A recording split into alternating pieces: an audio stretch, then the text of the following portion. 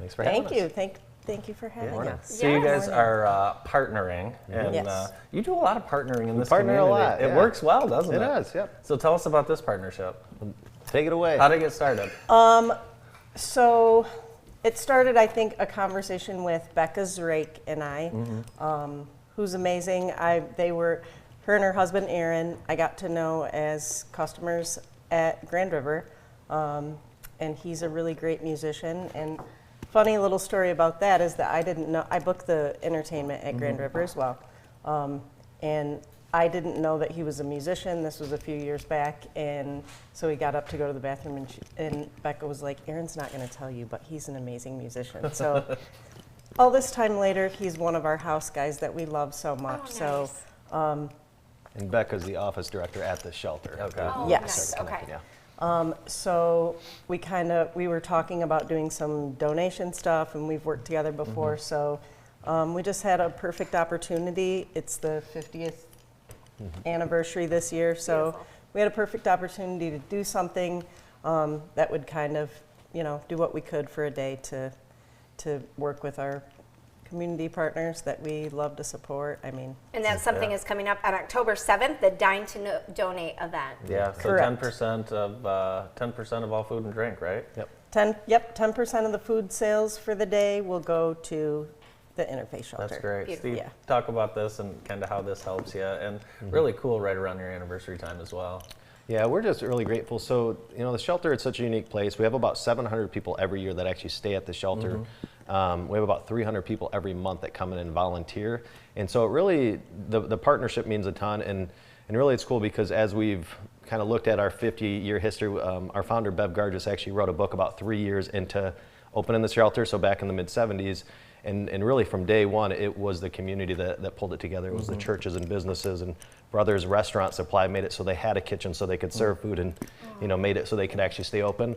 And to this day, it's restaurants and other businesses and volunteers that really make it so it's not just here's a sandwich and here's a bed and then kind of see you later, but we can have wraparound support and really create that transition. So hopefully when they leave the shelter, they don't need us anymore, and we're not seeing them to stay there again, but we're seeing them when they come back and volunteer. They come back and tell us how their new job's going. You're getting people, I'm guessing at a low point in life, and I was at the shelter recently, and when I walked in, it's beautiful, it's cheery, it's professional, it's dignified. So I feel like it just amplifies you guys lifting people up from whatever low that they are at. Can you talk a little bit about what that means for you guys, seeing that improvement in their lives? Yeah, and I mean, and as we've basically redesigned the whole space the last 4 years, and that every thought that went into it was somebody, they're stepping on our doors. Who knows where they slept that night, what crazy situation they might be fleeing right now. They might be scared, they might be embarrassed. And so how do you just make sure once they walk in, they can kind of take that deep breath, and just know, I know where my next meal is coming from. I know where I'm sleeping tonight. I know that I'm safe. I know that people care about me. And so you want the space to communicate that, because you can tell somebody that, but you could say, hey, this is a great restaurant, and you go in and it's dumpy and there's cockroaches on the floor. You could say, I don't think you believe your core values. So the physical space has to communicate that. So dignity is one of our core values, and hope and things like that. And so we want the space to actually communicate those things to people. Job well done. What's the biggest need right now for you guys? Well, we're starting the process of building a new family shelter, so definitely some big partnerships with that will be fantastic. Your footprint is expanding. It has expanded. Yeah, and a lot of it's to target the care, because shelter is a weird place because you don't want to grow your business. Like I really do mean it. I would love to work us out of a job. So even as you're creating new spaces, I want to think through, if we do have the good problem of needing less shelter beds in the future, how do we utilize this space in other ways that could bless the community?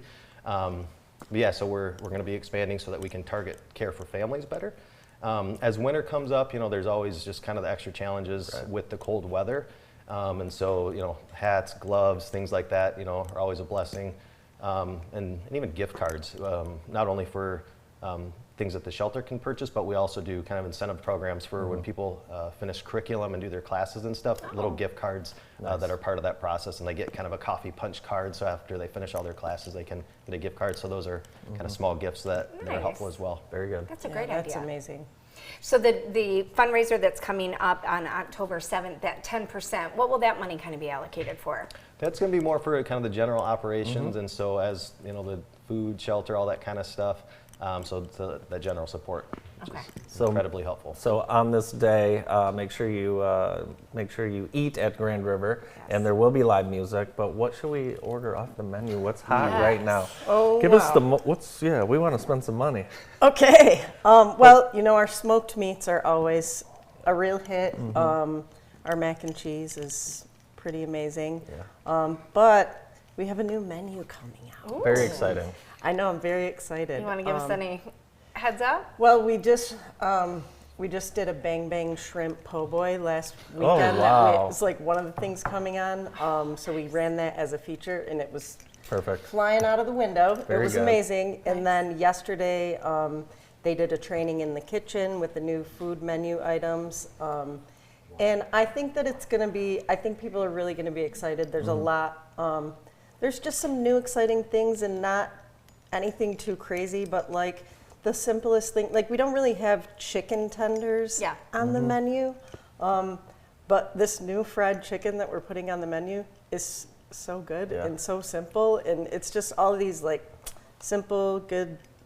Yeah. Well, we'll be there. Things. Time to donate Yes. with Time us. to We donate. will October for sure 7th. be there October 7th.